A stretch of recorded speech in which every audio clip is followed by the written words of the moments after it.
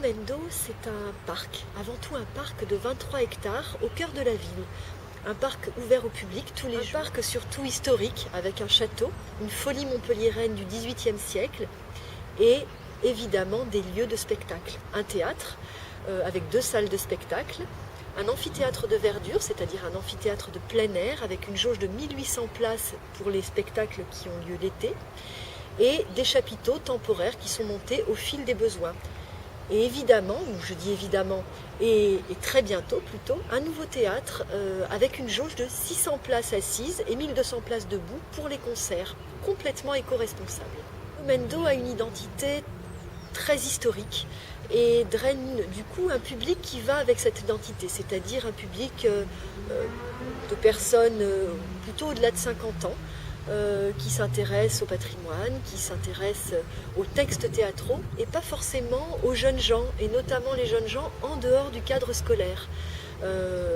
Pour le moment, nous avons effectivement beaucoup de très jeunes spectateurs via les collèges et les lycées, un petit peu par l'intermédiaire des universités, mais en revanche, pour ce qui concerne le public de jeunes actifs et de jeunes actifs, nous avons un véritable déficit.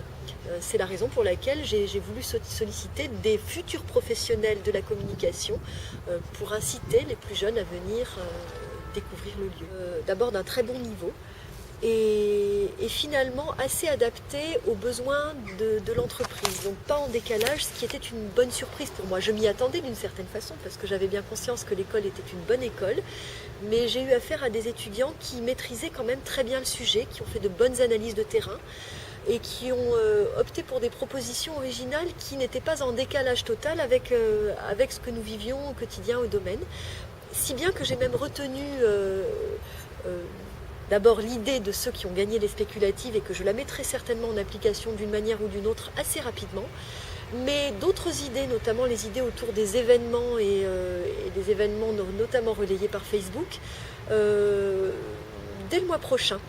Nous avons un spectacle qui s'intitule L'Arbre à pyjama et nous avons du coup envie, et nous allons le faire d'ailleurs, de mettre en place un événement qui incite les spectateurs à venir en pyjama, partir du centre-ville en tramway en pyjama, se faire filmer et arriver au domaine d'eau avec la preuve qu'ils ont bien circulé en ville en pyjama et évidemment avec à l'arrivée, s'ils ont bien tenu l'engagement des invitations, des cartes gratuites pour bénéficier d'un abonnement à l'année.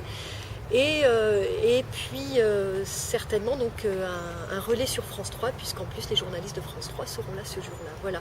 Donc tout ça pour vous dire que j'ai tenu compte des remarques des étudiants et qu'elles ont été profitables au point même de les mettre en application quelques jours plus tard. Avec plaisir. D'abord ça m'a nourri, ça m'a fait plaisir aussi de me retrouver avec des personnes en cours d'apprentissage, avec les nouvelles technologies qui tournent autour de ces apprentissages, avec la fraîcheur aussi qu'on peut avoir quand on a moins de 30 ans ou moins de 25 ans.